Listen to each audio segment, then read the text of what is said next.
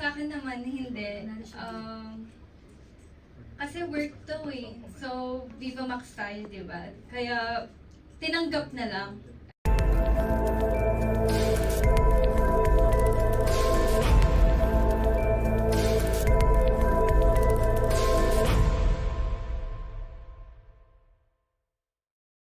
Congrats, Steph. Napaka-tapang mo dito sa movie na to.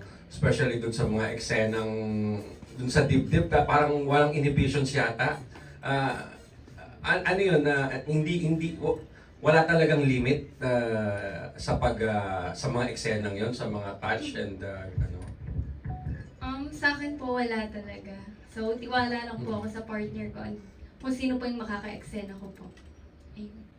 Tsaka last na lang, parang nakita ko, kanina ko pa iniisip, yung si Milen, talagang hinalikan yung... Pumayag ka ba? Kasi minsan hindi ginagawa, dinadaya yung direct, di ba yung mga ganong na eksena? Nung una po, daya, pero parang nadala siya sa eksena. So, Si Milen. yes po. So, ayun, nagawa. As in, magpinsan naman po kami. Oh. So, ayun, kaya, ayun po. Okay naman po sa akin. Ayun po. Ano ba yung motivation mo for you to give your all sa movie na ito? Siguro dahil sa tiwala ng lahat sa akin. Kaya nabigay ko po yung best ko dito and it's my first lead role po. So binigay ko po talaga yung best ko. Thank you. Ano naging promise sa'yo ni Direk for you, para ma-convince ka? Ano yung pinramis ni Direk para mawala yung mga inhibitions mo, maibigay mo nga lahat?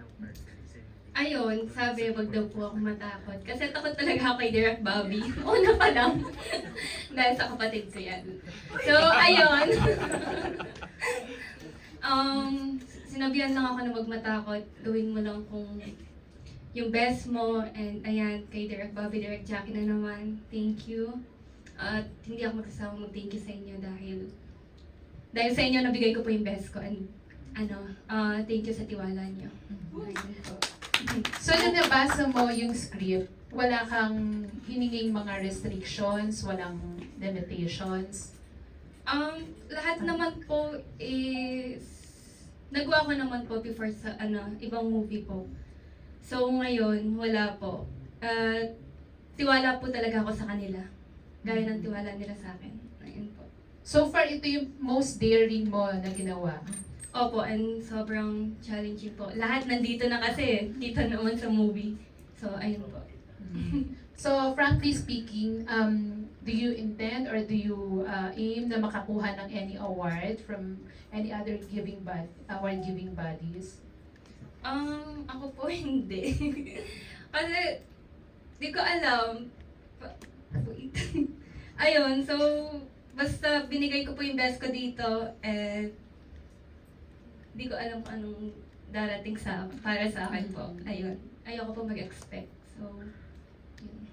Pero meron kang pinipeg na mga sexy stars na naging mga award-winning actresses? Wala po eh. Ano lang po, sa tulong po ng mga nakapaligid sa akin siguro. Ayun po. Meron na rin bang sawa factor pagdating sa sex scenes? Kasi syempre kagaya dito sobrang dami yung sex scenes dito.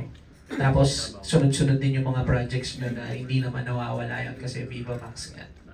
Sa akin naman, hindi. Kasi work to eh. So, Viva Max tayo, di ba? Kaya, tinanggap na lang. And, hindi siya nakakasawang gawin. And, hindi din siya bastos gawin. Ayun. Thank you po. Sabi mo kanina, talagang ito yung first starring role. Tapos yung mga kapatid mo, mas nauna sa'yo. Nawawalan ka na ba ng pag-asa no, na parang magkakaroon ka ng lead role movie?